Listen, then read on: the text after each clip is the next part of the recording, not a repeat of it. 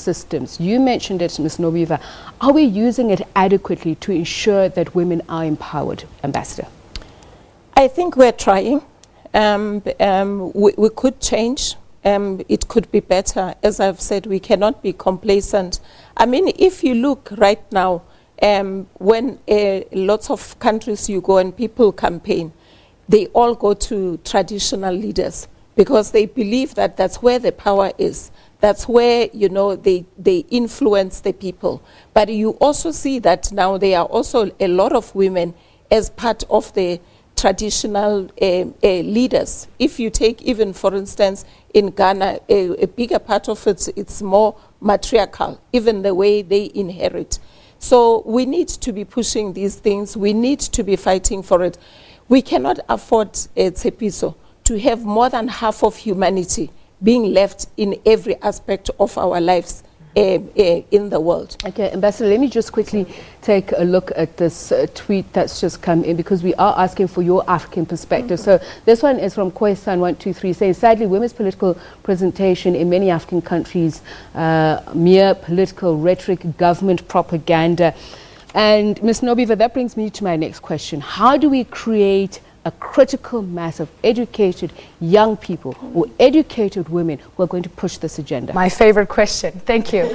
I believe that we should use the power of story. In every young person, in every woman, is a struggle that has been endured, is a prayer that has been answered.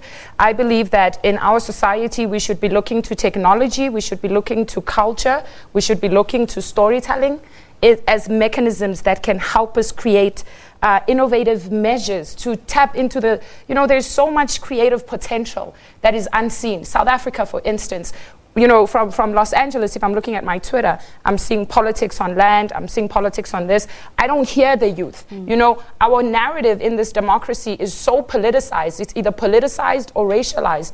Meanwhile, the Born Frees, we the youth, we are the legacy of Utata. We speak, we're vibrant, we're alive, and we're not racist, we're not sexist. We are a young people with incredible potential, and I think a lot of us don't see that in ourselves because we're waiting for the systems to recognize that value in us. And that's really unfortunate, because now is the time for us to really step forward and claim our power. And that speaks to improving the intergenerational conversation, Ambassador. And I want to ask you, how do we then, obviously it's not the system that we have to change, because there are laws that we've written down to do that. It's the people. How do we do that in the now? Well, I think that there is acknowledgement that we need to have the generational mix. I think maybe even a good example I can give right now, Zimbabwe. They've just come out of the elections. And I think the president, they caught everybody off surprise, because the people that they expected would reflect in the cabinet were not there. There were young whites, there were young men, young women of all colors. But what is important is capability. But we need to begin to invest in young people, because the old ones are not going to be there forever. But the young ones must empower themselves and be ready to take these positions. Ms. Nobiva, in 30 seconds, your final word.